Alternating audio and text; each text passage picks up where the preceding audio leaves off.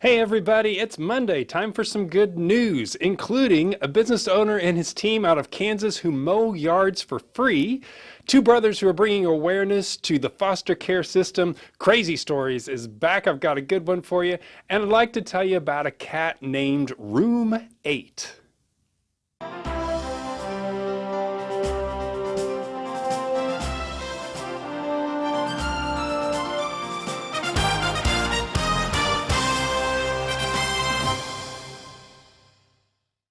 Good morning. It's Monday, May 15th. I hope you had a wonderful Mother's Day. You are tuned into the Good News broadcasting program here on the Worship Together platform, where we highlight the stories and headlines about good news, good people, and the goodness of God, including a Kansas man and his team who mows lawns for free because it makes them feel good about themselves, he says. A man in Kansas is using his lawnmower business to do some good in the community.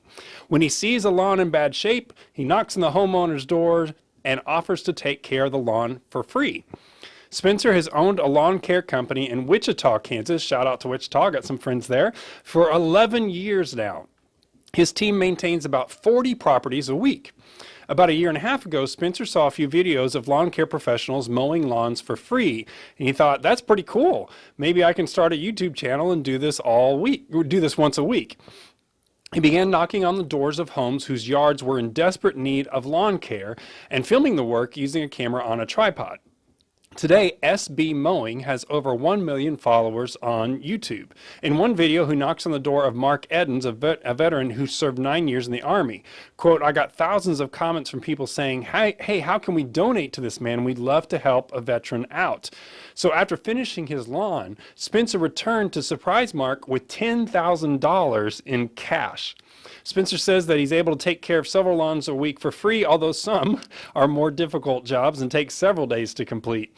He says, I'll be there from 8 a.m. to 5 p.m. and some take several days to finish. The number one thing, though, is that people tell me when I get finished is, oh my gosh, it doesn't even look like my house anymore.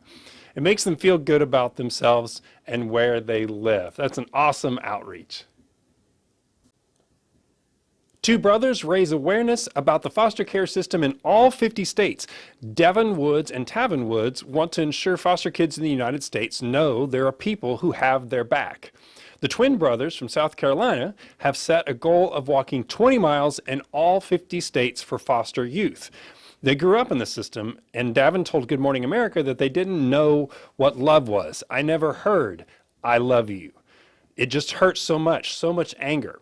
So instead of allowing our past to defeat us, we want to allow it to motivate kids all around the world. They started the organization Foster Kids Matter to support youth who are in the system or who have aged out of the system. And their plan is to open facilities to help current and former foster kids.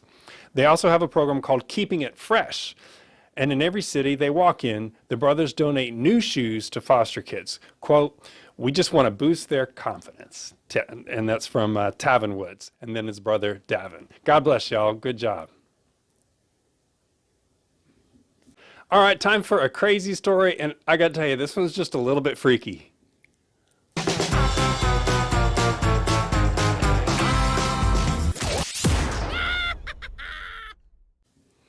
Alrighty, dead birds get a new life. In New Mexico, researchers develop taxidermy bird drones. So if you don't know what that means, what they're saying is they're taking birds, dead birds, taxidermy birds, and putting a drone inside them or turning them into drones.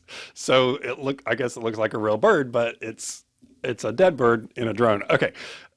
This is in New Mexico. Scientists are giving dead birds a new life with an unconventional approach to wildlife research.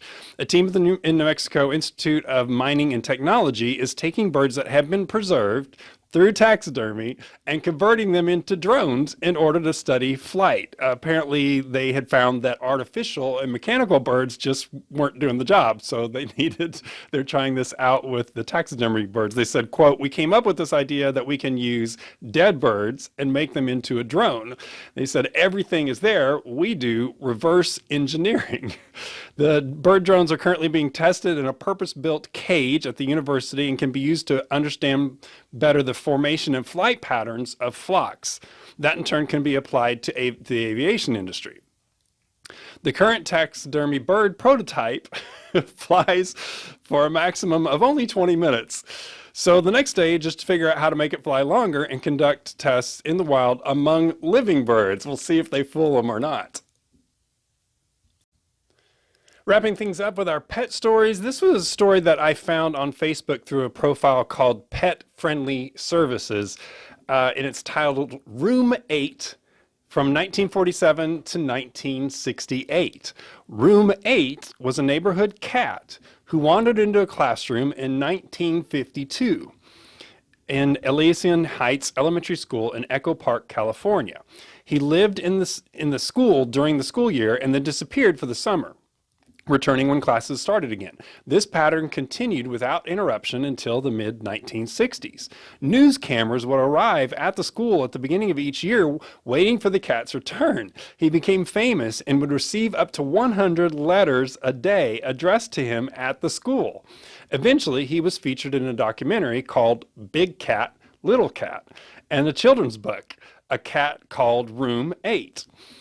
Look magazine ran a 3-page Room 8 feature by photographer Richard Hewitt in November of 1962 titled Room 8, The School Cat, and Leo Kottke wrote an instrumental called Room 8 that was included in his 1971 album Mudlark. As he got older, though, Room 8 was injured in a cat fight and suffered from feline pneumonia. So a family near the school volunteered to take him in. The school's janitor would find him at the end of the school day and carry him across the street. His obituary in the Los Angeles Times rivaled that of major political figures, running 3 columns with a photograph.